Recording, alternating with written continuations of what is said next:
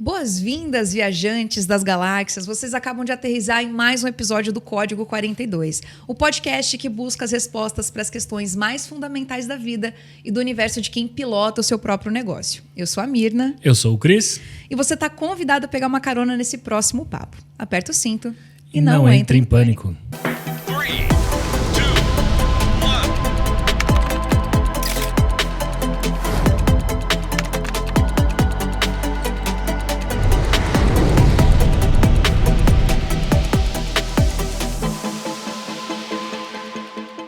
A gente não está exagerando quando diz que o convidado desse episódio é uma das pessoas mais capacitadas para falar sobre empreendedorismo. Uau. Além de empreender há mais de 20 anos, ele já foi presidente da Associação Brasileira de Startups e hoje comanda a maior plataforma de investimento anjo do Brasil. No currículo, ele acumula mais de 50 startups investidas e 9 negócios vendidos para grandes empresas como Localweb, Natura, Hotmart e B2W. Tá fraco não, né? Tá fraco não, tá pesado esse episódio. E aí hein? não basta esse currículo todo, ele ainda consegue ser o mestre Cuca que você respeita. Muita energia positiva para receber ele. Ok. Amoripinho. Olha aí, que beleza. Muito obrigado, gente. Eu posso usar esse texto como bio? Óbvio. Ficou ótimo. Eu brinco com a Mirna que ela recebe o convidado, apresenta e já entrega uma mini bio ali. Não, viu? já gostei. Vou colocar na minha bio. Perfeito. A gente pode, inclusive, você pode usar esse trecho e só disparar. É ótimo. Gente, obrigado. Obrigado pelo convite. Estou aqui, Código 42. Boa, vai ser um Que honra. prazer trocar essa ideia com você. E a gente vai começar com uma pergunta que, obviamente, não tem como despontar se não for daqui. Como é que era o cenário há 20 anos atrás, quando você começou a empreender? E onde estamos hoje, né? Porque assim, você começou quando tudo era mato.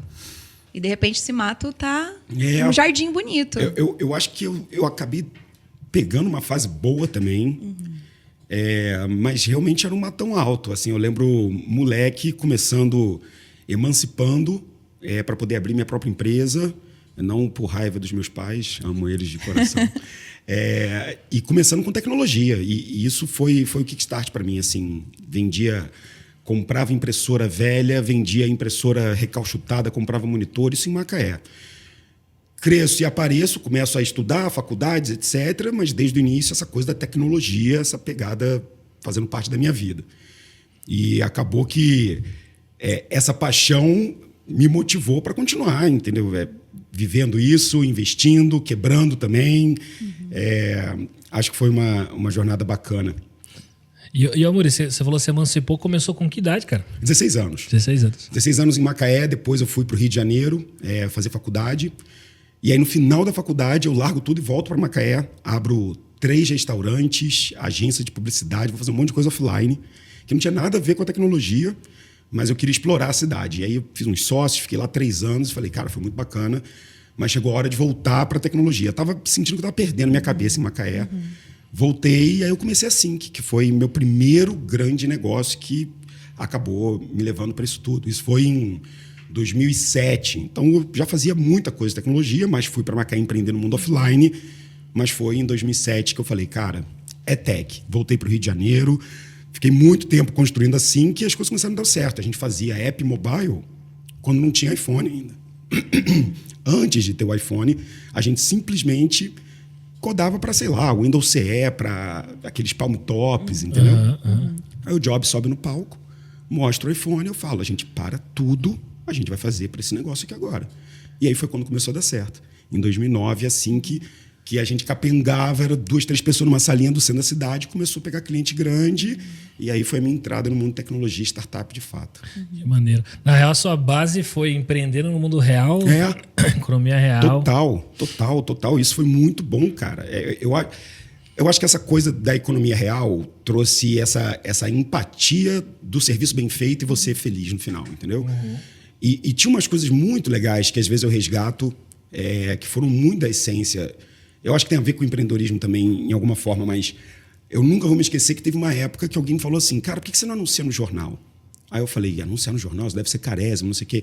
Não, tem uma área de classificados no jornal da cidade lá. E aí eu fui lá no jornal, você tinha que ir, você colocava o seu anúnciozinho e pagava para você ficar uma semana. E eu tinha dado a sorte de ir num colégio comprar um monte de computador usado, cara. Comprei muito, assim. Minha mãe, cara, fala que eu tinha... Era um pandemônio do inferno no segundo andar da casa, porque era assim, era monitor, teclado velho. Bicho, imagina, 2000 e pouco, os teclados desse tamanho, monitor de tubo, e eu fazendo coleção dessa merda. Comprei um estoque antigo de um colégio, limpei, aí eu tinha uns produtinhos que deixava... Sabe aquele plástico antigo no monitor? Eu passava, ficava branquinho. Limpava tudo, fiz manutenção, anunciei no jornal. Nunca vou me esquecer. Computador, 486, não sei o que, multimídia. Não era o 486, era um pouquinho mais. Com multimídia, CD, monitor, mas era assim, CD 2X, multimídia, caixinha pequena, monitor 14. Que a galera Só que eu consegui queria, vender né? por R$700. Cara, eu vendi tanto computador pra galera que não tinha grana. Eu ia nos bairros aeroporto, parada perrengue, e a galera ficava louca. Não tinha a menor infraestrutura na casa para aquilo. Só que aquilo ali abriu minha cabeça, sacou? Para mim foi assim, bicho, que a galera não quer, tem gente querendo. A dor desse cara de entrar nesse mercado, ele viu no anúncio. Então, aonde as pessoas estão? Como é que você chega nelas? Por que aquele cara que não tinha muita condição estava lendo aquele jornal e fez questão de comprar? Aquilo ali abriu muito a minha cabeça de modelagem de negócio. Acho que foi um iniciozinho para tentar descobrir startups. Você estava vivendo, né, na oferta, demanda, problema e solução ali na prática. E vendo, cara, que as pessoas não queriam levar aquele computador ali. Ninguém queria vender para ele.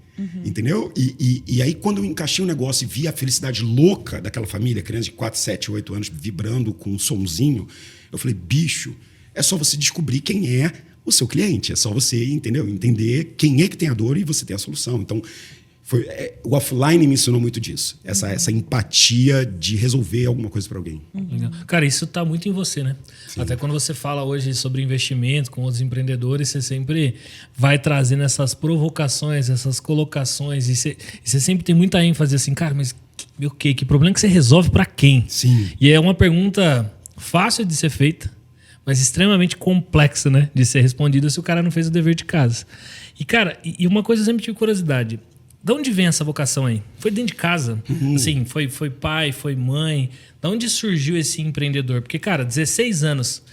Eu já tentei me emancipar também. Eu já pensei sobre emancipar, mas eu era meio rebelde, né? No meus 16. E assim, a cabeça, cara, vou fazer isso porque eu vou empreender. De onde vem esse DNA, cara?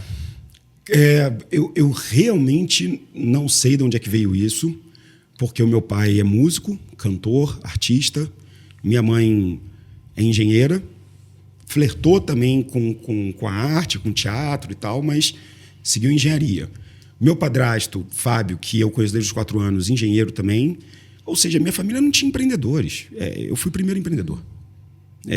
Se teve alguém, foi meu avô, há, sei lá, 80 anos, já faleceu, que era negro, casou com uma mulher branca e chegou a engraxar sapato no início da juventude dele no Rio de Janeiro. O empreendimento da sobrevivência, mas não assim, empreender, estrutura, etc. A minha mãe meio que plantou isso em algum momento para mim, porque eu fazia rolo, cara. Eu era bom de rolo. Eu lembro que quando eu era muito moleque, por algum motivo que seja, eu descobri que daria para ganhar dinheiro fazendo aquelas pulseiras com aquelas miçangas. Caraca. E aí eu comecei a fazer miçanga, eu vendia essa porra no colégio. Eu ganhava uma baba, assim, pra época, R$2, não sei o quê, sobrava uma grana. E aí eu lembro que eu fui pedir pro meu avô um empréstimo para comprar coisas de miçanga, não sei o que. Eu falei, vô, olha só, eu tô fazendo esse negócio, não sei o quê. E ele segurou a onda pra caramba, mas acabou me emprestando, acho que, sei lá, R$10, R$15. Foi um negócio... Gente, eu era muito jovem. Mas aquilo dinheiro... ali foi muito bom. Aí depois eu fiquei pensando, tá, mas aí eu vendo, a pessoa compra, rasga, perde, e eu já vendi para todo mundo, já virou fama. Mas aí um dia eu cheguei com um Game Boy, que eu adorava tecnologia, aí eu era um early adopter do Game Boy. O nego sentou em volta de mim, aí eu comecei a alugar o Game Boy. E aí eu alugava o Game Boy, aí eu fiz uma locadora de game, não sei, aí eu fui proibido de fazer isso no colégio. Então eu tinha essa coisa... terror. E aí minha mãe começou a falar, não, esse cara vai ser empreendedor, esse cara vai fazer administração, esse cara não sei o quê. Não, tu viu o que ele fez? Não, o cara me deu um trabalho no colégio, quase foi expulso, estava vendendo lá, o diretor falou que não podia, ele foi vendendo no lugar escondido. Tipo, eu estava fazendo um mercado ilegal ali, porque eu estava querendo empreender de qualquer jeito. E aí eu acho que eu não fiz administração, fiz publicidade, mas de alguma forma isso ficou martelando em mim. E aí eu usei a parte palco, criativa, comunicação, não sei o que, do meu pai, para tentar persuadir, convencer, e usei a parte técnica da minha mãe, do meu padrasto, para construir coisas, ter um pensamento analítico. Isso foi uma coisa que eles sempre me provocaram, né? essa questão de você pensar do ponto de vista engenheiro, lógica, né? E destroçando o problema em vários probleminhas, né? Entendendo o que dá para resolver, o que não dá. Eu acho que foi um pouco disso, mas eu não tive assim, nossa... Olhei para alguém dentro de casa e falei, vou. Não, talvez você tinha um espaço, né? Você tinha a avenida ali ou a liberdade. Não, isso eu sempre tive. E isso chega a ser desproporcional e injusto com o mundo empreendedor, assim, porque eu tive absolutamente tudo para fazer isso. E eu pude experimentar um pouco do que não é ter isso vendo os outros. Então eu sei que para mim foi fácil, porque eu podia escolher qualquer coisa. Tá bom. Entendeu? Meus pais nunca me falaram o que eu tinha que ser. Eles nunca falaram que era para eu ser engenheiro. E também nunca falaram para eu não ser nada. Então, eu meio que segui mesmo o que era intuição. E foi grana, negócios, pessoas. Eu acho que isso foi me puxando. Eu vou puxar uma pergunta que apareceu aqui nos bastidores, mas que tem muito a ver com a história que você está trazendo. Você é um baita comunicador, certo? A gente estava até conversando sobre isso nos bastidores. E eu quero saber se você sempre foi um bom comunicador. Eu acho que a resposta é sim, pelo que você está me contando, porque além de comunicador, era um baita vendedor também.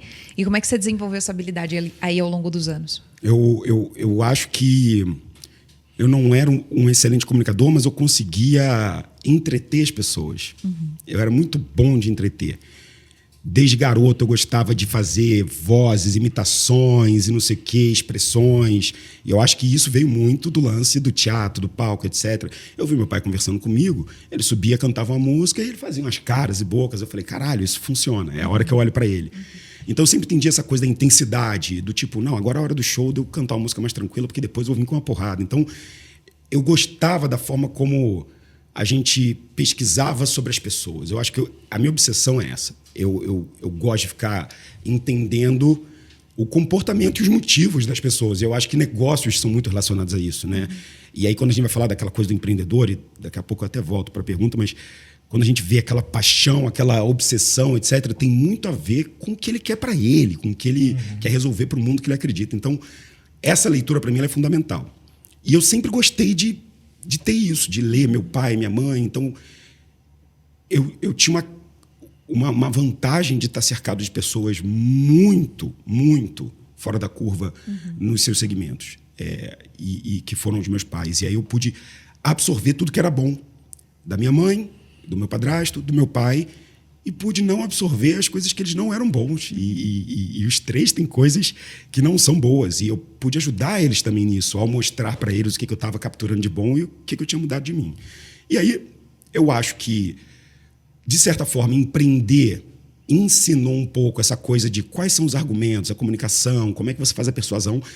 Mas eu acho que a SPM me ajudou muito na questão de comunicação. Eu acho que ela fechou com chave de ouro. Eu não fui... Eu entrei na Escola Superior de Propaganda e Marketing apaixonado por criação, por publicidade, por uma estética, por marketing. E eu saí um pouco mais completo para empreender. Essa é a verdade. Eu não saí querendo, vou trabalhar numa agência, isso não tem nada a ver comigo, mas ter que apresentar todos os trabalhos, ter que ser diretor de criação, ter que ser redator, isso me colocou nesse mapa de, cara, quando eu faço um negócio aqui, as pessoas riem. Quando eu faço isso, as pessoas se comovem. E a SPM testava muita gente. Então, depois de acho que 1 ou 2 anos, eu já estava me sentindo confortável. E aí, eu tive um grande mestre, que foi o André Diamant. Porque no meio da faculdade, eu comecei a trabalhar na Future Security, que era na rua, lá no Rio de Janeiro, na rua da faculdade.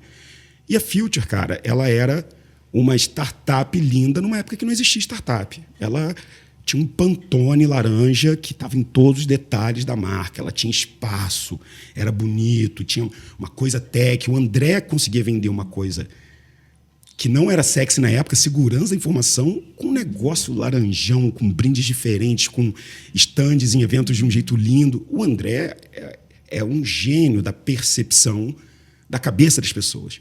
Então, ele decidiu fazer tecnologia, e então ele mexeu com as pessoas com tecnologia, mas ele poderia fazer qualquer coisa, tanto que hoje fez o Sexy Canvas, que é um super produto de tentar entender essas pessoas, e o André me ensinou muito. Eu pude ver o quanto que o humor, o quanto que eletrificar as pessoas fazia conseguir mais atenção delas, isso com detalhes, com design, com capricho. Eu aprendi muito sobre detalhes e capricho com ele, com o Fábio, e isso foi moldando esse personagem da comunicação. Em algum momento, na minha jornada, eu também tomei uns tombos. Esses tombos me ensinaram, talvez, a última coisa que eu acho que me ajudou a ser um comunicador, que foi assumir os BOs e não ter medo de mostrar que você também apanha. E aí eu comecei a colocar muita verdade na minha comunicação e ficou mais fácil comunicar. Então, eu comecei a não esconder as coisas que talvez diminuíssem a minha imagem, mas eu comecei a exaltar os aprendizados dela e colocar, e ficar meio nu mesmo, e foda-se. Isso me deu um local de fala bom e uma conexão com os empreendedores. Então, acho que foi essa jornada de pessoas, aprendizados, influências e que forçam a gente a encontrar esse caminho. É maneiro demais de ouvir, cara. Porque a gente ouve muito hoje falar sobre ambiência, pessoas e etc. E aí você traz, cara, na sua trajetória esse contexto, né? Coletar o melhor valor e você estar rodeado de ter a liberdade, a autonomia, a independência criativa. Sim. E ir pegando e se complementando, porra, forma o Amuri de hoje, né? Aí quando a galera olha e fala assim, e aí, como que você fez? Ah, meu amigo, tem uma trajetória aí para poder construir. E, cara, você me falou, eu tenho uma curiosidade. Onde Tech entrou aí? Porque o Amuri, um pouco antes, hoje a gente estava falando, a gente estava viajando ali, falando IA, e cara, fiz isso, fiz assado. Ele é um cara assim, né? Da onde você entrou começando a codar, construir produto e etc.? Sim. Eu acho que foi naquela época da informática em que eu estava fazendo... E era informática, tá, gente? Eu não falo nem tecnologia. Na época a gente chamava de informática. Esse dia eu falei isso na Cirrus, né? Eu falei, gente, porra, meu primeiro curso foi de informática. Todo mundo... Eu falei, os seus jovinhos lá, né? Bebês A gente antigos. tinha, pelo menos na minha época, era na escola. Tinha aula de informática. Sim. É isso. Eu acho que foi mais ou menos nessa época, porque começou... eu tinha uns amigos que moravam no bairro e a gente meio que era... muito nerdzinho, apesar de jogar bola pra caramba e tal, a gente se encontrava e ficava jogando coisas. Então a gente gostava muito de jogo. Pra galera que é das antigas aqui, vai lembrar, bem antiga, assim, quem tem 35 pra cima, L-Foot, que era um joguinho de computador, que você era um manager de futebol, era horrível, era DOS, não tinha gráfico, e a gente jogava aquilo loucamente. Era muito legal, até a hora que alguém chegou, isso foi engraçado, boa pergunta, alguém chegou e falou, cara, você conhece um negócio chamado RPG? Aí eu falei, não conheço esse de RPG. Aí eles falaram, não, esse jogo aqui, a gente jogou, se divertiu, não foi muito minha pegada, eu nunca caí para RPG. Mas no dia seguinte eu falei, se a gente fizesse um? E aí eu comecei a conversar com os amigos e a gente começou... A gente começou a escrever um RPG. E aí um cara chegou e falou, cara, dá para fazer isso no computador. E aí eu descobri o QBasic. E a gente fez um RPG no QBasic. Que era só uma árvore de decisão. Você acabou de encontrar um monstro do pântano, você foge para a floresta ou você vai para não sei o quê? Fuge para não sei. Aí ele, você falou isso, vai para essa linha de código. Era uma coisa atrás da outra. O QBasic era muito basicão. E a gente foi criando aquilo. Aí eu descobri que dava para fazer uma trilha sonora com aqueles sonzinhos do speaker do alto-falante. Tururu, tururu, tururu, fazer uma musiquinha. Cara, aquilo ali falou, bicho... Isso com quantos anos, Amuri? 12, sei lá. Aí eu falei, cara, o que está na minha cabeça pode virar alguma coisa. Foi um dos motivos de eu ter ido para publicidade também. Tipo, o design eu consigo botar, entendeu? Então, aquilo ali me puxou. E aí, depois disso, eu sempre fiquei com esse monstrinho de, cara, dá para construir, não é só usar, dá para construir.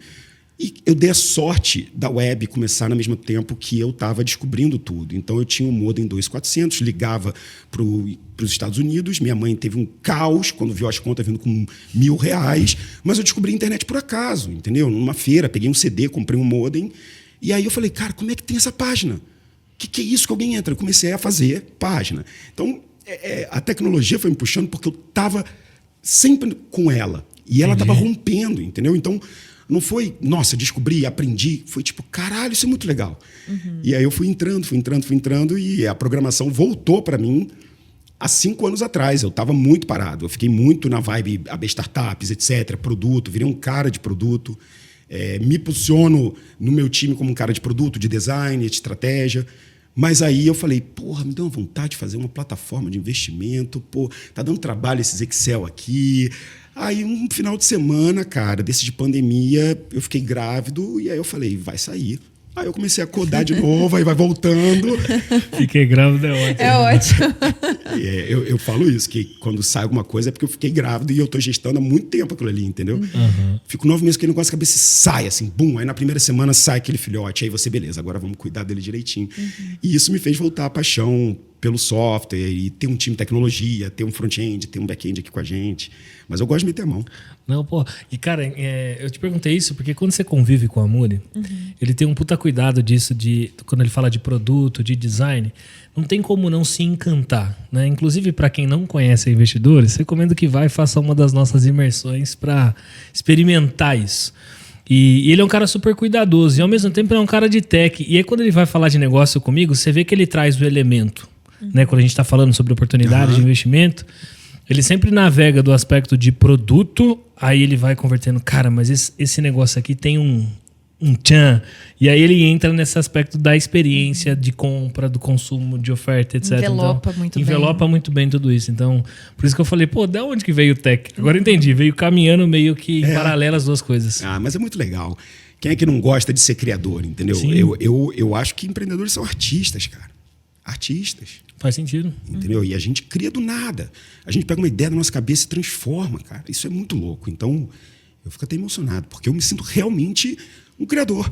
É isso. Entendeu? Como um cara faz um quadro, como um cara faz uma música, eu tenho que usar o meu cérebro para criatividade, para repensar, para construir do jeito que eu acredito. Então, essa parte Até porque divertida. não seria nem justo você manter tudo isso com você e não colocar para o mundo. Imagina quantas pessoas se beneficiam.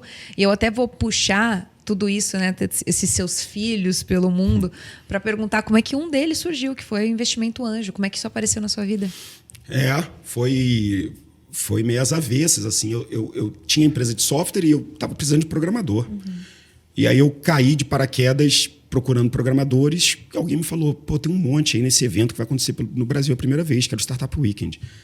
Eu falei, tá bom, qual o nível da galera? Eles fazem mobile, porque eu já fazia. Não, mas talvez você ache uma galera boa lá, tem muito design. Eu falei, vamos embora. Entrei no site, fui comprar, já estava esgotado. Mandei e-mail, tipo assim, será que não consegue, né? Aquele DNA empreendedor de sempre tentar um extra mile. E aí eu vou colocar nisso que o Dario falou, né? Empreendedor e carioca. Sim. Verdade, Dario é ótimo. E aconteceu no Rio de Janeiro, eu mandei um e-mail. Quem respondeu o e-mail, que era responsável na época, era Bad Young, que depois virou uma super head de aceleração da 500. E ela falou, não tem ingresso, mas você pode patrocinar o evento. Aí eu falei, vamos embora, quanto que é? Falei, putz, ferrou. Perguntei só por educação. Ela, R$5.000. Você abre o evento, senta na banca e pode trazer um convidado para estar na banca com você. Falei, porra, vamos embora. Eu já tinha 5, estava rolando tudo bem. Paguei, levei como convidado André Diamant, que não tinha nada de startup, mas tinha acabado de vender a Future Security, a empresa que eu trabalhei. Estava cheio da grana, morando no Joá, virou um ermitão, numa casa isolada do mundo. E aí eu fui lá, quando eu chego nesse evento, cara, sei lá, uns 100 empreendedores, 40 designers, 30 developers, na banca, pessoas que eu nunca tinha visto na vida, Júlio do Peixe Urbano, Yuri de Itaí da Aceleradora, Dave McClure da 500 Startups, e eu falei, e aí, como é que vai funcionar? Oi, gente, tudo bem? Prazer, não sei. E sem saber que esses caras eram titãs da indústria, ou iriam se tornar titãs da indústria. E aí, não, você vai abrir o evento aí, primeiro dou umas palavras, depois você é o patrocinador, você pode falar. Falei, tá bom. E aí eu falei, olha, eu estou aqui, procuro pessoas talentosas, desenvolvedores, etc. Sei fazer mobile, a gente faz isso há bastante tempo e quero ver as melhores ideias para ter as melhores pessoas do meu lado. Eu achei que eu estava procurando gente para contratar. O pessoal me viu como investidor anjo. Que loucura! Eu não escolhi isso. Foi aleatório. Você foi escolhido. Eu acho que eu errei na minha comunicação. Mas foi um erro muito bom. Exato. E aí, naquele momento que eu era o patrocinador, tinha uma empresa, fazia mobile e abriu o evento, o nego achou que eu era o cara. E aí começaram a me perguntar de mobile, de não sei o que, blá, blá, blá, e a nossa ideia. E você investe. Eu falei, pô, talvez, vamos ver. Você nem sabendo o que estava perguntando, não, talvez. O match talvez é clássico, né? E eu acho que foi... Preciso entender melhor. E eu acho que foi muito timing, porque essas pessoas que estavam na banca eram realmente pessoas muito fora da curva. E os empreendedores também. Então, estava o Eduardo Lotelier antes da Get Ninjas. Caralho. Entendeu? Tava o Thales, que apresentou a Easy Taxi nesse evento. Então, você imagina todas essas histórias acontecendo num lugar só, foi meio que um raio. E eu, como investidor anjo dessa galera. Então, todo mundo que saiu dali viraram empreendedores de negócios muito legais. E eles falaram, não, o Amor investe em negócios. E aquilo começou. Eu investi em 10 startups depois daquele weekend, em um ano e meio. E aí foi um desastre. E foi assim que eu comecei. Eu caí de paraquedas, acreditei, investi, perdi muita grana. E aí, aos 45 segundos do tempo, o jogo virou. porque eu já tinha decidido não investir mais, assim que eu tinha queimado 450 mil pratas, assim que dava grana, mas eu não estava capturando essa grana. Eu vivia aquela ilusão de uma empresa de desenvolvimento de software. Você tinha uma empresa legal, puffs coloridos, happy hour com cerveja, mas estava fazendo uma coisa dos outros. Você estava fazendo a criação de alguém, você não estava fazendo a sua. E aquilo foi começando a me incomodar, e eu comecei a querer investir em startups. Eu perdi essa grana, eu falei, tá bom, chega, Muri, volta para o software, começa a pegar esse lucro, botar no teu bolso. A vida não é tão legal quanto você imaginava. Você perdeu dinheiro e podia estar com um Porsche, sei lá. Vieram umas coisas loucas na minha cabeça. Comprou um apartamento, seu imbecil. Por que você gastou essa grana? Aquela voz interior, né? Cara, chegaram 2 caras completamente diferentes. Não tinha uma empresa grande, não tinha uma ideia, já tinha um produto feito, já tinha um cliente pagante. Um era developer, o outro é desenvolvedor, o outro era um cara de negócios. Vieram com um produto com um cliente, mas que já pagava R$8.000, com uma solução ridiculamente tosca, mas que resolvia a vida dos caras que compravam como poucas. Eles fizeram a primeira plataforma de automatização de Google AdWords do planeta. Que legal. Numa época que não existia. E Google Ads se chamava Google AdWords. Então, eles fizeram um negócio para Líder Magazine. Ele trabalhava lá e tinha um time de 16 pessoas tocando Google AdWords. E ele, no tempo livre dele, fez um negócio muito simples. Ele falou, cara, deixa eu codar um negócio aqui em Java. Quando o produto do meu estoque acabar, pausa o anúncio. Por quê? Porque tinha 3 pessoas que ficavam fazendo isso na mão. Pausa o anúncio. Era nesse nível, você tinha que subir planilha. Aí tá. Quando o meu produto mudar de preço no estoque, muda no anúncio. Porque o cara vê um preço no anúncio, clica, tem outro, ele não compra. Okay. E quando o meu concorrente principal, a Ebola, Americanas, não sei o que lá, tiver com um lance acima do meu, pode subir o valor do meu lance até esse valor. Ele criou uma automatização muito simples, muito ridícula. Em 6 meses, o time de 17 pessoas tinha virado 6. E eles estavam vendendo mais, com mais ROI, com não sei o quê. E virou um monstro aquele treco lá dentro. E aí ele falou, beleza, estou fazendo meu papel de developer, eu crio coisas para os outros. Até o dia que ele teve um puta câncer no cérebro e mudou a vida do avesso. Falou, não quero mais trabalhar, vou para casa, vou ficar com minha família. Tchau. A Líder Magazine chegou então. Sabe esse software em Java que está fazendo a gente ganhar muita grana e que está poupando um monte de coisa? Então, a gente precisa que você continue fazendo o suporte dele. Ele, eu não vou mais trabalhar, eu vou para casa, vou trabalhar remoto. Trabalha para a gente. No quê? Nesse negócio que você criou aí. Pega esse software, ele é seu, faz manutenção para a gente. Ele, mas quanto que eu cobro? Ele, quanto é que você está ganhando? 8. Ele cobra 8. Aí ele chegou na minha empresa no dia seguinte falando, tenho um negócio, acabei de sair, curei meu câncer, quero ficar com minha família, tenho R$8.000, dá para fazer alguma coisa com isso? Aí eu olhei o negócio, testei, vi o tamanho do dinheiro, falei, vamos embora, vai ser meu último, eu já tinha parado de investir, já estou 1 ano sem botar grana, mas cara, vem para cá, vou te ajudar a vender, vou botar design, vou fazer produto.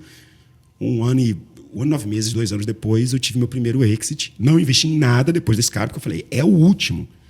2 anos depois eu vendi, botei 1 milha para dentro, paguei todo o prejuízo e fiquei corajoso. E aí comecei a investir de forma mais consciente, criei minha tese. Sim. A tese era muito simples. Nada que seja parecido com as primeiras 10, tudo que seja parecido com essa. E aí eu comecei a investir em outros caras. Foi por exceção. Você sabe qual é? Eu sei o que não funciona. Mas tem uma coisa que é importante, Mina, na pergunta do como é que começou esse negócio de investimento anjo. Começou desse jeito, mas eu só falei que eu sou isso, tipo, cara, então eu sou investidor. Chega. Quando eu tive a primeira vitória. Tá bom. E não mudou nada, só que mudou para mim. Óbvio. Então, às vezes eu fico vendo os jovens ansiosos e querendo vencer com 1 milhão de caminhos e abrindo um diamante desse tamanho para tentar de tudo. E às vezes eu vejo que, cara, eu era igual. Eu tinha um coworking, eu tinha loja de açaí, eu era presidente da B Startups, curador da Campus Party, e eu não era nada. Eu estava testando, e tudo bem testar. Mas eu precisei que alguém falasse para mim que eu podia. Entendi. E esse alguém foi o sucesso, e foi a vitória. E aí, naquele momento, eu falei, agora vocês vão me engolir. E eu acreditei. E isso, para mim, foi muito, muito forte, porque começar a acreditar muda tudo, entendeu? Sim. Foi o seu ponto da virada, né? Foi. O seu dia dele. Foi. Não, né, que o Romulo estava contando a jornada, investi em 10, aí tava quase a jornada do herói, né? E vencida ele. E deu tudo errado. Deu muito errado, cara. Mas eu gosto disso, sabe? Eu acho, eu acho que a jornada do herói ela tem que passar pelo fundo do poço também. Entendeu? É isso. E eu passei, cara. Nossa, eu lembro de eu ligando para minha mãe de madrugada, chorando horrores.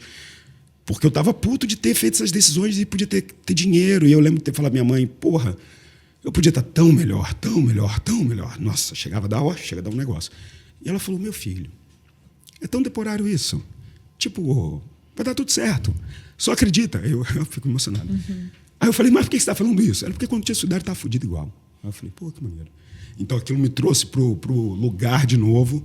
Minha mãe foi muito importante nessa hora, porque eu falava, cara, não vai dar, tô tentando tudo e nada dá certo. Ela, mas vai vir, você não tá vendo? Aí eu falei, não, mas acredita, a hora que vier a virada, você vai entender. E se você descobrir agora que você já pode acreditar, você vai ganhar tempo. Aí eu comecei a entender esse negócio, mas a real é que eu precisei ter o golaço. Não, cara, isso é incrível. E você fala, ficou pensando assim. Sempre quando você tá nesse fundo, né? Você contesta tudo, né?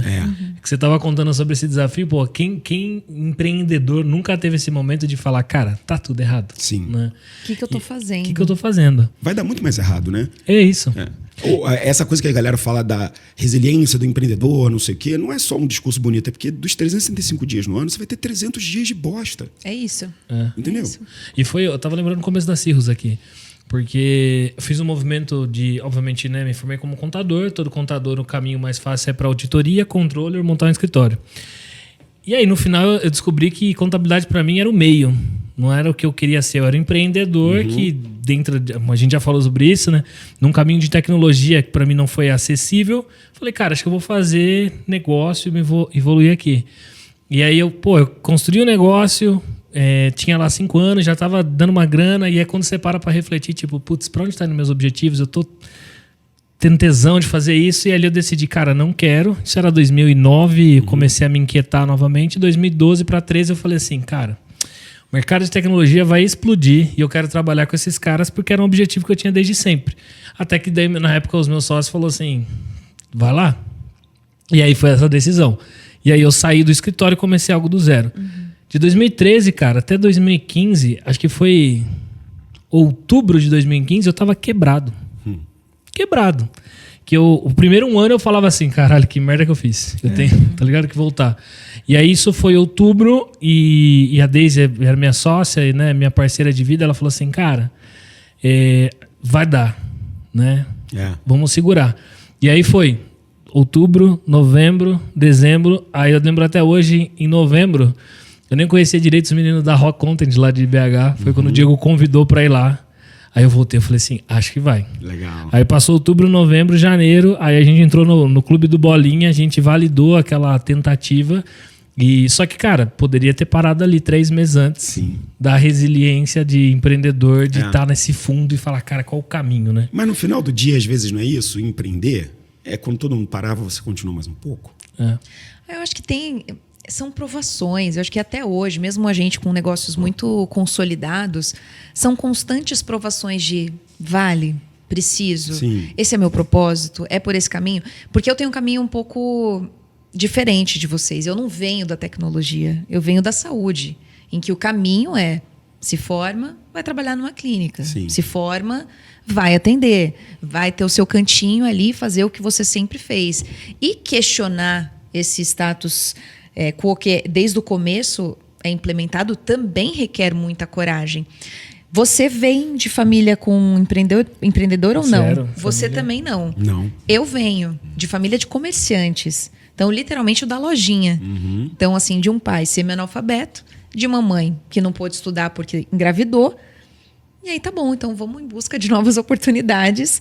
Vem para o Brasil sem saber falar um oi. E aí começa a empreender. Quer maior exemplo do que esse? Então, assim, eles não tinham plano B, essa que é a verdade.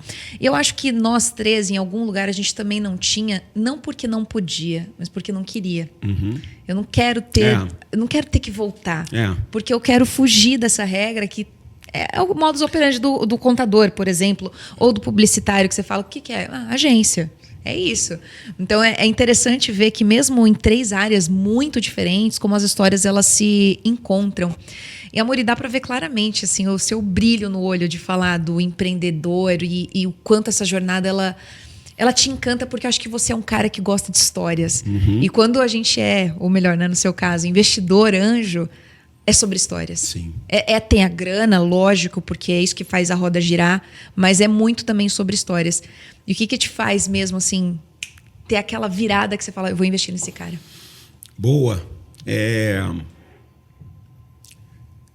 Eu acho que essa virada de vou investir nesse cara, eu preciso tomar cuidado para não ser levado pelo meu lado menos analítico, porque quando eu enxergo um motivo muito forte, uma sagacidade, um foco absoluto em fazer aquilo dar certo, uma certa obsessão.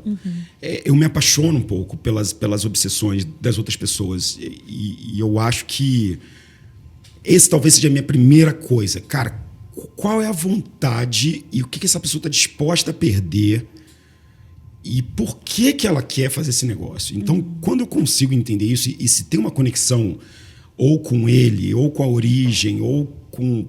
Porque ele realmente é uma pessoa, às vezes, que nem enxerga tudo, mas aquilo ela enxerga de um jeito que ninguém enxerga. Eu talvez eu tenha que voltar um pouco para a paixão. Isso talvez seja o meu principal motivador. E não é tão simples paixão, tá? Porque todo mundo consegue fazer uma fake paixão. Demonstrar carinho, amor, não sei o quê. Paixão mesmo é quando tá na merda, entendeu? E eu acho que a nossa tese de captação, de investir no cara, é acompanhar ele por mais tempo. E isso é bom e ruim. Ruim porque nem todos os empreendedores querem ser acompanhados por muito tempo. Mas o bom é que isso me dá tempo para descobrir a paixão. Então, quando eu vejo esse cara só indo bem, é muito fácil você querer só investir nele. Mas quando eu vejo ele fudido e ainda assim voltando e revertendo, isso para mim é a paixão. Porque quando estava tudo errado, tinha alguma coisa a mais para puxar ele de volta. Pode chamar de propósito, why, reason why, paixão, mas é isso. E quando eu vejo que esse cara é completamente inevitável, e às vezes ele perde isso, tá? Mas quando eu sinto que comigo ou sem ele vai fazer esse treco, aí é a pegada. Aquele tesão isso, por trás, né? Uma inevitabilidade. Tipo, meio Alfredo, sabe? Cara, não tem como você questionar o Alfredo. Se você chegar assim, bicho, vamos botar essa parede de pé aqui, não sei o quê. Se ele estiver sentado no sofá, você vai duvidar. Mas se ele falar, vambora então, irmão. Porra, bora vender, bora subir parede. Você vai falar, esse filho da puta vai subir uma parede. Sabe essa intencionalidade, e isso junto com bons números, com acompanhamento, ver esse cara profundamente é o que me faz querer investir nele. Quando eu realmente sinto, agora eu entrei no coração desse filho da mãe. Agora eu entendi porque essa empreendedora está fazendo isso. Agora eu entendi esse medo dela nesse pitch. É quando eu decifro meio Batman os motivos de verdade e vejo essa inevitabilidade que eu falo, beleza, eu posso ajudar. Eu acho que até foi numa conversa que a gente teve com o Dario, que tem um lance meio irracional no empreender, né? Porque se para pensar, isso é totalmente contraintuitivo. Como é que eu saio de um lugar que tem zero segurança, zero conforto, zero gostosinho, e falo assim, não, vou fazer. Por quê? Porque de alguma forma aquilo me motiva. Então é interessante você falar desse lance da paixão, porque a paixão ela é irracional em algum lugar. A doutora Gabi falou sobre isso com a gente. Falou. Não, e é interessante isso, amor, porque a maioria dos e no início você tem que ser racional. Isso. Porque você fala assim, ó, você coloca tempo. Geralmente as pessoas colocam tempo para quê? Analisar histórico. Mas ela tá o quê? Analisando número por número. Uma das coisas que, obviamente, né, para mim, um diferencial daquilo que você investe e faz a parada acontecer, é porque além do número que precisa ser razoável, você está se conectando na pessoa. Sim. É no cara, é no empreendedor. Né? E isso, a gente vive num mundo onde essas conexões elas são superficiais. E eu não estou dizendo que você virou best friend, não é essa a parada, mas você conseguiu conectar, tipo, cara, entendi o que é valor, entendi pra onde esse cara tá indo, né? E agora o cara me mostra daí você fala, me mostra a porra dos números agora, porque agora eu entendi. É isso. Até porque às vezes uma grande parte do trabalho que a gente vai ter que fazer não é só mexer nos números, é mexer nele. Sim. Principalmente nessa fase do primeiro cheque, entendeu? É como se nós fôssemos, eu falo às vezes isso, que o investidor de VC é o médico da família que está chegando naquela criança lá que tem 7, 8 anos de idade. ele vai ter que olhar, bota a língua para fora, abre o olhão, não sei o quê, como é que tá isso aqui. E com 10 anos de idade vai ter um desvio, vai fazer uma besteira, vai ter um braço quebrado. Você tem que ir ajustando. Para depois que virar um adulto, cara, vai sozinho. Aquele médico da família vai falar, você quer um pirulito ainda, amor? Não, tô com 37 anos, obrigado. Então, no final do dia, essa primeira fase é onde a gente prepara esse cara para a Olimpíada. E a Olimpíada vai o melhor time olímpico. E ele tem que estar sempre no time olímpico. Então, como é que eu preparo esse cara? É uma preparação. Então, para eu saber o que preparar, eu tenho que entender ele profundamente. O que você acha hoje que os caras mais erram, olhando para o empreendedor? O que os empreendedores mais erram é... E obviamente, eu sei que é a construção, né, até para facilitar, olhando como investidor, né? Nessa cadeira de apoiar esse cara, tipo, qual que é o erro nesse sentido? Porque empreender, o que a gente mais tem é erro na jornada, né? Mas nessa fase aí, o que você mais vê que... É construir algo mais complexo do que precisa, tentar construir uma coisa que represente ele, então... Todos os medos, os traumas, etc., precisam estar ali num produto do dia do lançamento, da coisa certa, então eles seguram demais. Ou por querer fazer algo muito grande, precisa de dinheiro e aí vai atrás de dinheiro antes de fazer. Enquanto que às vezes eu conheço uns empreendedores que têm uns negócios, tipo o Rafael Desmatic, que pegou meu investimento lá atrás, meu período, falou, cara, é em Java, não tem interface, não tá bonito, não tem equipe, sou eu esse cara, eu tenho um cliente, mas ele tá pagando. Aí eu acho que esse cara começa do jeito certo, porque ele constrói em volta de uma coisa core, muito simples. Eu acho que os empreendedores erram hoje, e é normal errar, a não conseguir ver aonde está o crescimento mais fácil num produto mais simples, num cliente melhor atendido, numa proposta de valor mais apertada. E a gente quer tudo, né? O empreendedor já quer internacionalizar. E ele quer botar em duplo site de dupla língua. E ele quer não sei o quê. E aí ele chega para mim e eu falo, cara, se você fizer só isso aqui que está dando muito certo, aonde você consegue chegar? Depois a gente vê outras coisas. Então, para mim, esse desafio de tornar mais simples, de pensar design thinking, causa e efeito, job to be done, para mim é o que eu mais falo hoje para os empreendedores, entendeu? Cara, não vai buscar dinheiro, não vai ficar participando de evento, não sai para aparecer ou ficar em palco. Se você ainda não conseguiu fazer o seu negócio, pagar as contas e crescer, você não deveria estar fazendo mais nada. Então, vai entrevistar esse cara, vai conhecer o cliente, vai fazer um produto adaptado a ele. Quando ele não faz isso, ele constrói algo grande demais. Esse eu acho que é o problema hoje. É startups que não chegaram com aquele super núcleo bem feitinho. Tá claro. Não, e muito poderoso isso, né? Eu gosto muito, cara. Você já falou, você entrevistou o Rodrigo já, né? Da Conta Simples? Sim. Ele é um cara que toda vez eu falo com ele, quando você falou, hoje, quando eu pergunto um tese, eu falei assim, eu quero replicar alguns Conta Simples na minha vida, né? Eu vou procurando alguns Rodrigos e eu uso esse cara como referência. E o que você falou de fazer o trabalho bem feito dentro de casa era uma das coisas que esse cara fazia muito. Eu lembro quando ele falou assim, mas como que você... qual é a etapa, né, que você está de desenvolvimento de cliente, né, de customer development? Ele falou, cara, em 3 meses eu falei com 100 ou 120 empreendedores. Eu falei, caralho, todo santo dia esse cara tava falando com alguém diferente, entendeu? É o único jeito de você conseguir fazer uma coisa que seja mínima o suficiente para te deixar feliz. É te ouvindo, entendeu? E quando você não faz isso, você está criando a sua cabeça, e a sua cabeça tem outras aspirações. Você faz um produto para você ou para o seu cliente. E aí acaba ficando complexo, grande, aí precisa de dinheiro, aí nunca performa, porque você tem que ter talentos e pessoas para suportar as áreas que você construiu. Então, cara, dá um passo para trás. Será que não dá para ser exatamente esse core que você descobriu, que é o que as pessoas querem de você? E eu vejo hoje esse desafio, principalmente de design de produto, de estratégia. E a gente passa isso toda hora também, tá? Estou falando aqui, esse é o maior desafio. Casa de Ferreira, pé de pau. Vira e mexe, eu tenho que pegar e falar, cara, será que o investidor de VC está sendo só o core que eu quero? A gente acabou de passar por isso. Testamos coisas no ano passado que não eram tanto o nosso core. Eu falei, bicho, esquece, nós somos...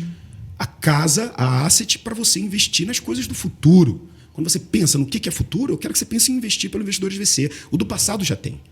Já tem corretora de carro, corretora de imóvel, corretora de seguro. Mas para onde você vai quando você pensa no futuro? Então, isso para mim fechou um escopo. O que não é futuro não é para mim. Então, venture capital é para mim, startup, inovação é para mim. Eu não vou fazer CLI, eu não vou fazer fundos de pensão. Não, é isso. Isso ajuda a gente a definir melhor o escopo. Não. Maneiro demais, hein? Você falou do futuro... E é muito interessante, porque, de novo, não tem como ver você falando e não sentir essa vibração já tô assinando mesmo. O cheque aqui já. Então, pega todo o meu dinheiro. Mas o que você enxerga hoje de futuro nesse mundo do investimento anjo? Onde você quer investir? O que você vê de futuro, de perspectiva? Como é que você imagina formar esses novos investidores? Me dá um parâmetro. Eu acho que o capital está ficando cada vez mais democratizado. Eu acho que a gente tem algumas coisas que precisam se acertar ainda, mas plataformas de equity crowdfunding, etc., trazem cenários que eu gosto muito. Existe a nova notícia da B3 de um mercado secundário, onde você vai poder vender participações de negócio que você investiu. Isso tudo, para mim, mostra que esse capital para você criar um negócio, conseguiu provar alguma coisa e ter uma grana para poder tentar crescer, eu acho que isso vai estar super bem resolvido e a gente vai virar um país onde empreender é tão normal quanto empreender nos Estados Unidos, digital ou não. Então, para mim, o capital vai virando um pouco commodity. A gente estava conversando sobre isso lá. E aí, o que eu acho que acontece depois? Se o capital acaba sendo commodity, se as startups estão provando cada vez mais que elas são motor de transformação, se as empresas da Bolsa compram as startups e a gente está fazendo uma super rede gigante de investidores, a gente está indo no caminho do crescimento desse ativo, que é investir em inovação, investir em startups. Mas, ao mesmo tempo, quando a gente está pensando que esse mercado está sendo resolvido aqui, o que esse empreendedor vai começar a procurar? Ele vai procurar coisas extras ao capital. Ele vai procurar suporte emocional, ele vai procurar suporte de formação ao time dele, ele vai procurar PR, ele vai procurar alguém que entenda pra cacete de produto, ele vai procurar alguém que ajude a internacionalização. Então, a primeira fase que a gente viveu até 2022, 2023 foi: precisamos de capital. Ok, aonde que tem? Ok, muito obrigado. Eu assino qualquer coisa, eu pego capital. Os empreendedores aprenderam isso, já estão muito mais cascudos para não assinar qualquer besteira. As redes também evoluíram, mas agora a gente vai começar a ver uma fase onde fundos, redes vão ter que se especializar em entregar muito mais do que só a grana. Eles vão ter que ter um baita time de rede, de acompanhamento, eles vão ter que ter talvez uma pessoa psicóloga para ajudar os seus times de portfólio, ele vai ter que ter eventos de formação para esse portfólio, para eles crescerem mais. A gente entende isso também e a gente está fazendo uma baita de uma estrutura. Eu estou montando um ecossistema em volta desse empreendedor. Então ele entra e aprende a como buscar investimento fazendo fundadores VC, onde ele vai ter do outro lado da mesa tudo que a gente procura no empreendedor. Eu vou falar, cara, eu vou te mostrar o que a gente faz para achar os caras. A gente tem um advisors, onde esse empreendedor pode ter advisors no seu board sem gastar uma grana com isso, muitos pro bono, alguns por equity. Esse cara pode vender o negócio dele agora no Exit.vc, que é o nosso produto que a gente está lançando. Então, para onde eu acho que vai? Eu acho que vai para você ter relacionamentos de longo prazo, para você formar comunidades, para você entregar mais do que só o capital, para que você possa fazer com que esse empreendedor agora capte o dinheiro com você, entregue retorno e volte para o início da fila para poder investir junto com a gente. Para mim é isso. Relacionamentos um pouco mais reais, um pouco mais profundos e tentar fazer parte desse ecossistema, entendendo que, a partir de agora, a gente já decidiu que inovação, investimento, startups vai estar na carteira desse multi-investidor. Então, como é que eu faço para que esses dois lados da equação se equilibrem bem? Trazendo todo mundo para uma conversa, criando uma comunidade, entregando valor e ouvindo. Que aula, hein? Né? Que aula. Amor, e para a gente começar a caminhar aqui para o fim, no Guia do Mochileiro das Galáxias, o Código 42 é a resposta para as questões mais fundamentais da vida e do universo. Para você, qual que é o verdadeiro Código 42? Seja falando de vida ou de empreendedorismo. Essa é difícil. Essa é bem difícil. Mas eu acho que as duas... eu não tenho uma palavra e talvez seja maior do que uma frase, mas eu acho que tem uma... No final do dia, gente, o importante é ser feliz. Isso é fácil. Tá? Tipo, saber que ser feliz é importante. Ser feliz ao longo da jornada é mais complexo do que isso. Então, no final, a gente quer procurar essa felicidade, mas talvez o melhor conselho do que é o segredo da vida é que a gente precisa ouvir mais a gente. Eu acho que isso tem sido uma coisa que, como investidor e como empreendedor, tem me ajudado muito. A gente costuma ouvir muitas pessoas pedir mentoria, advisors, etc. E o mundo tá essa influência louca e o social, e você quer ser aquilo, quer ser o outro. E tem muito a ver com o que a gente fala com o empreendedor. A gente, às vezes, não pergunta o que ele quer. aonde que ele quer chegar, o que faz bem para ele, o que faz ele querer acordar, o que está frustrando. A gente não se pergunta isso. Não tem um médico do dia a dia para isso. Então, eu acho que, para mim, esse é o segredo, cara. É você conseguir se encontrar, ser autêntico com você, você escutar o que está vindo de dentro. É um autoconhecimento infinito, é uma vontade de ser jovem, é aceitar que você não controla nada, a não ser você. E é isso. E tem uma frase que eu gosto, que eu acho que resume muito isso. Porque no final, felicidade é um pouco isso, né? Tipo, felicidade é legal quando você está compartilhando ela, né? Então, felicidade sozinha não faz sentido, mas felicidade com os outros é legal. E tem uma frase do Shakespeare que é muito legal, que é Love all, trust a few, do wrong to none. Então, tipo, cara, ame a todos, confie em poucos, mas não faça mal a ninguém. Então, pra mim é isso. Maneiro demais, hein, Mirna? Olha, haja fôlego Haja aqui. fôlego. Olha, Cara, eu tô achando que hoje a gente vai ter que ter uma parte 2 com vários dos nossos Eu convidados, acho, hein? mas ele em especial a gente tem que ter uma temporada. Eu acho que sim. A cada 2 meses a gente senta aqui Com de novo. certeza. Convite. Aí. Ótimo, tá registrado então. Meu bem, deixe as suas redes sociais para todo mundo que quer te acompanhar, seguir, saber mais o que você está fazendo nessa sua vida fitness, de cozinha, de investimento. Conta aí pra galera. Pois é, galera. Quem quiser saber mais sobre conteúdos e também tem algumas dicasinhas legais de culinária, por que não? A gente gosta. Dicasinha, né? Drinks exóticos. A Muripinho, @Muripinho, em qualquer rede social, Instagram, TikTok, tem dancinha. Tá? Tem Olha dancinha. só.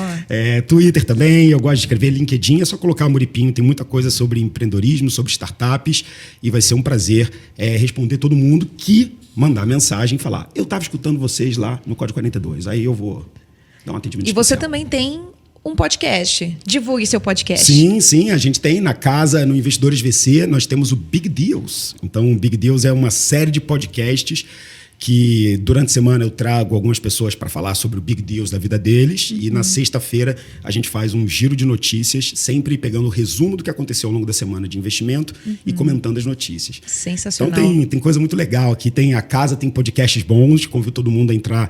O Spotify é mais fácil, mas está em todas as plataformas, coloca lá Big Deals, que vocês vão ver o nosso podcast. Uma aula. E o seu? @cristiano.ffreitas. E o meu, @MiaBolraf. Para você que chegou até o final desse papo, @Código 42 Podcast em todas as plataformas de áudio e nas redes sociais. Fique mais aqui para poder ouvir, curtir e saber o que rola nesses bastidores, porque na próxima semana tem outro episódio. Até mais. Isso, valeu.